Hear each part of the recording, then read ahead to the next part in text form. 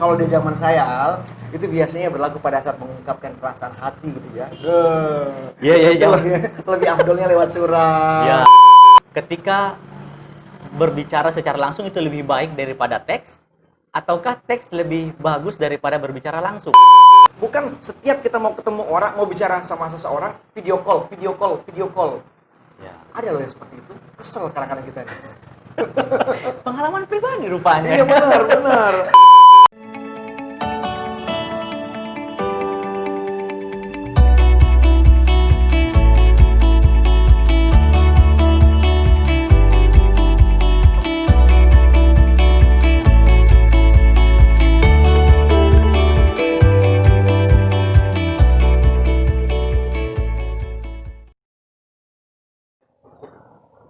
Assalamualaikum warahmatullahi wabarakatuh. Salam jumpa kembali sahabat-sahabat DA. Kembali lagi kita berjumpa kali ini langsung dari The Seven Coffee Shop berlokasi di Jalan Sungai Sadang Lama, Kompleks Latanete Plaza. Kembali bersama saya Rahmat Alfian dan juga saya Denny Aziz untuk acara kita obrolan DA. Ya, Kak Den, kali ini topik kita juga salah satu yang sebenarnya cakupannya cukup luas, tapi saking luasnya bahkan orang kadang bingung ini apa sih sebenarnya. Apa gerangan? Jadi tema kita kali ini adalah pentingnya komunikasi. Nah, untuk periode saat ini, apalagi di zaman milenial seperti ini ya, namanya juga zaman milenial, tapi semua usia harus mengikuti perkembangan itu. Karena kalau tidak, ya yang kolonial akan tertinggal. Masalah komunikasi. Ya. Jadi buat teman-teman semua, banyak orang yang bermasalah seputaran komunikasi. Ada yang salah pengertian, ada yang salah tanggap, atau juga mungkin ada yang terjadi sesuatu hubungan tidak harmonis karena itu tadi komunikasinya tidak klik. Mungkin Karen, yang kalau saya pribadi pribadi perhatikan orang kadang miskomunikasi kalau misalnya sudah berpindah media komunikasinya. Biasanya kan orang komunikasi langsung seperti ini. Kalau begini enak. Kalau begini enak, kita bisa dengarkan langsung tone bicaranya, cara bicaranya, dialek dan sebagainya, cara menyampaikannya seperti itu. Tetapi ketika sudah berpindah ke media teks atau naskah, nah ini dia. Yang kadang-kadang banyak orang salah persepsi lah, salah tangkap. Itu dia masalahnya. Itu. Karena kendalanya begini, Al. Ada orang yang kalau berkomunikasi langsung itu memang dengan penuh kepercayaan diri, ya seperti yang Al katakan tadi, lebih enak, lebih klik kalau berhadapan langsung, kelihatan tone-nya, dinamikanya dan segala macam. Tapi tidak semua orang loh, teman-teman, sahabat-sahabat ya juga Al, yang sama confidence-nya ngomong langsung dengan tertulis. Jadi ya, kalau di zaman saya Al, itu biasanya berlaku pada saat mengungkapkan perasaan hati gitu ya. Iya, iya, iya. Lebih afdolnya lewat surat, lewat kartu pos dan segala macam. Tapi sekarang kan sudah canggih. Media online semua kita bisa pergunakan. Nah, di Instagram, WA, Telegram dan segala macam. Nah, itu dia. Itu dia masalahnya. Tapi yang Al katakan tadi, teman-teman semua, sahabat-sahabat ya, terkadang jatuh-jatuhnya tidak sama dengan maksud si pengirim. Ah, itu dia. Kadang apakah memang ada batasan atau pendapat mungkin bahwa ketika berbicara secara langsung itu lebih baik daripada teks, ataukah teks lebih bagus daripada berbicara langsung? Atau memang masing-masing orang adalah spesialisasinya. Mungkin lebih enak, ada orang yang lebih enak kalau ngobrol langsung, ada yang justru malah gamblang kalau lewat teks. Nah, kita bagi dua dulu, Al. Komunikasi lisan itu kan langsung berhadapan langsung ya. Dua orang atau lebih. Sementara komunikasi tertulis itu berarti menyampaikan pikiran dan juga sesuatu ke orang yang akan dihadapi bertemu atau juga yang akan dihadapi misalnya kerjasama dan lain sebagainya. Komunikasi tertulis itu sebenarnya terbagi dua. Ada yang menyampaikan obrolan langsung, ada juga yang memang harus tertulis. Contoh misalnya kuesioner, laporan, itu kan juga termasuk komunikasi tertulis itu. Oh iya, benar. Laporan, kemudian juga mungkin ada pemberitahuan dan segala macam. Nah itu harus tertulis. Ya. Apalagi kalau menyangkut masalah data-data kan. Ya. Nah, tapi yang jadi masalah kalau itu obrolan sehari-hari, chat istilahnya sekarang, yang lebih afdolnya kalau kita sampaikan langsung, justru dikirimnya lewat WA. Nah, itu dia yang menjadi masalah, kadang-kadang jatuh dan sampainya berbeda. Itu dia, Kak Den. Permasalahannya adalah mungkin masih banyak orang yang berpikir bahwa saya ketika ingin menyampaikan apa yang di pikiran atau hati saya mungkin lewat teks itu tidak disaring. Jadi istilahnya sekarang buta-buta langsung dia transfer ke teks. Iya. Misalnya justru yang dulu sempat saya alami pribadi ini sempat salah miskomunikasi. Iya. Zaman kuliah dulu. Siap.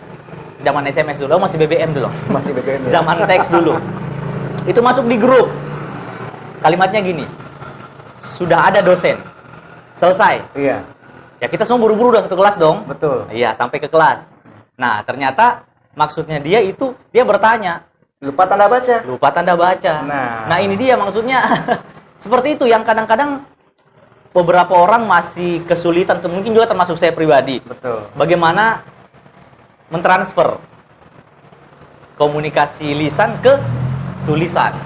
Sebenarnya begini, komunikasi tertulis itu tidak ada salahnya. Ya. Karena memang kan suasana atau artinya perkembangan zaman menuntut seperti itu. Kalau kita tidak bisa ketemu langsung, harus mempergunakan media yang tersedia secara tertulis, silahkan. Tapi dengan catatan ikuti peraturan kaidah-kaidah bahasa yang ada supaya orang tidak salah pengertian. Yang jadi masalah kalau kita terburu-buru. Ya. Nah, itu dia masalahnya. Ya. Teman-teman, update status di media sosial juga termasuk media komunikasi tertulis. Teman-teman jangan asal ada di kepala langsung catat, lempar ke media sosial, apalagi dengan centang publik. Nah, begitu keluar selesai persoalan. Ya. Periksa baik-baik dan segala macam. Tapi tidak semua kan orang setelah latihan itu, Al. Nah, itu kalau untuk komunikasi seperti itu, menggambarkan perasaan langsung ke tulisan, kemudian dibaca oleh orang banyak, tidak semua orang sama penerimaannya. Nah, benar. Itu dia. Jadi sebenarnya komunikasi tertulis ada untungnya, ada baiknya. Komunikasi langsung juga ada baiknya, tapi lihat situasi dan kondisi. Nah, mungkin di situ mungkin poinnya, Kak Den. Iya. Jadi kita harus pintar-pintar memilih apakah situasinya kita harus komunikasi langsung, lisan, ya dalam hal ini mungkin berbicara langsung lah minimal atau telepon, ataukah kondisinya itu bisa memungkinkan untuk via tulisan.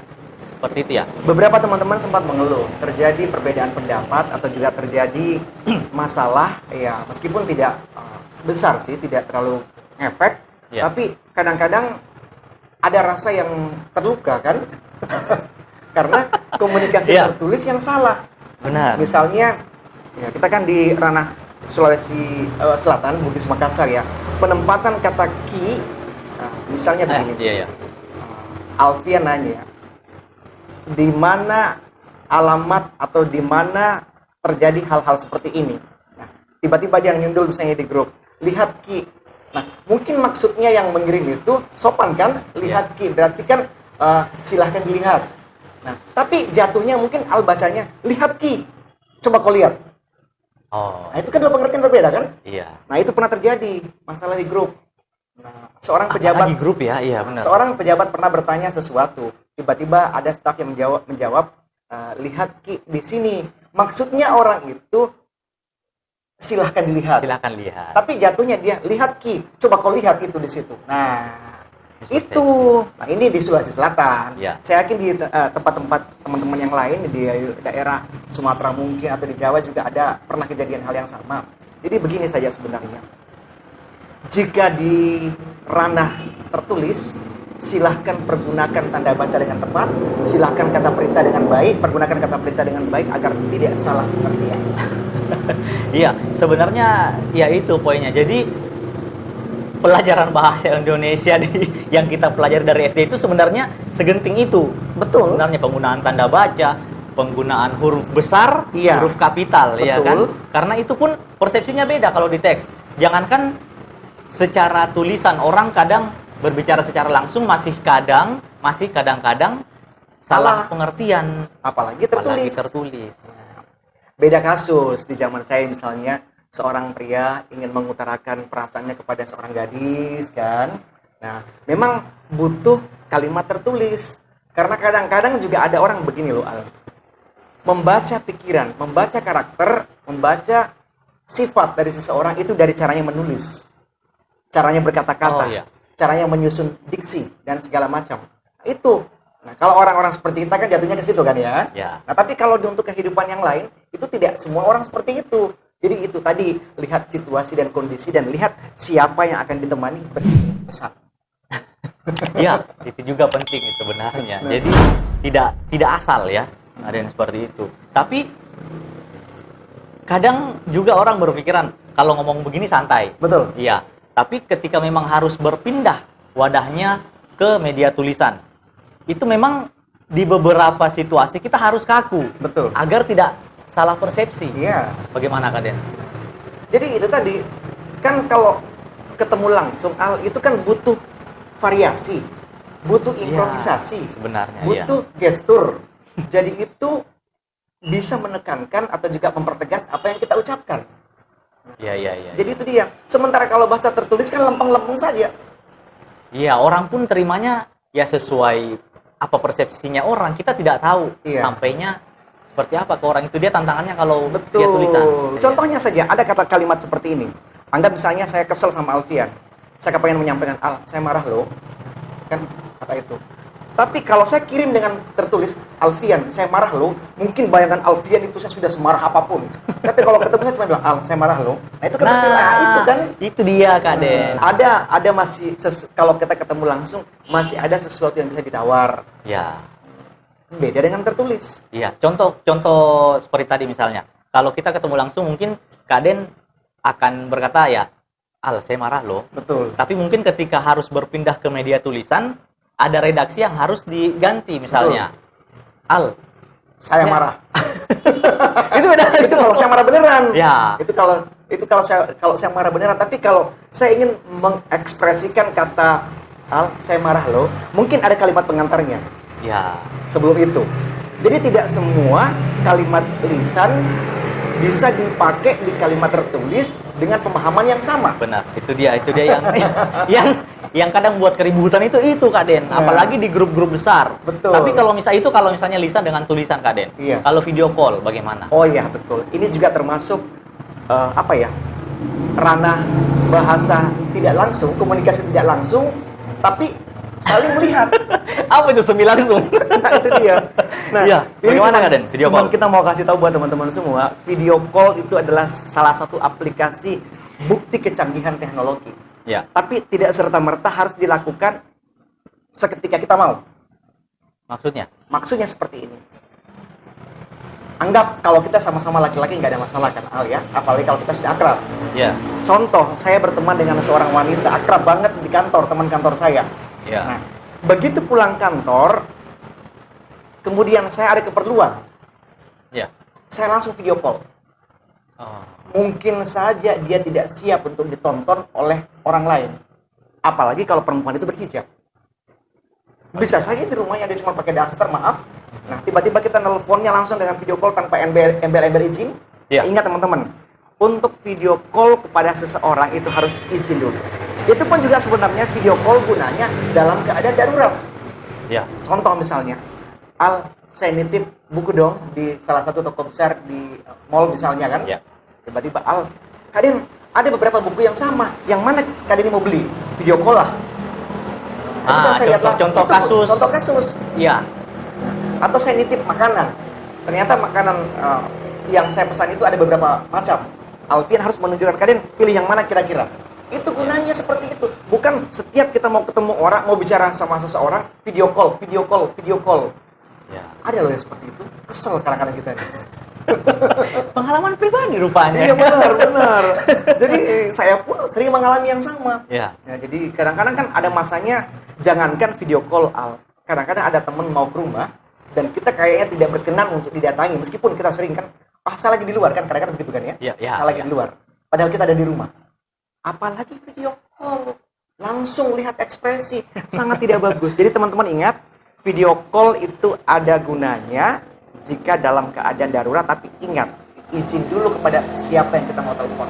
Jadi tadi kembali lagi kan, baik itu komunikasi lisan, tulisan, kemudian yang terbaru sekarang ikut zaman video call, Iya. tetap kembali lagi ke etika sebenarnya. Sebenarnya seperti itu. Kembali lagi ke etika.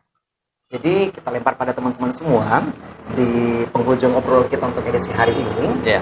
Kita cuma mau sampaikan, pergunakanlah komunikasi Anda dengan bagus di saat yang tepat kepada orang yang tepat, kemudian juga dengan menggunakan media yang tepat.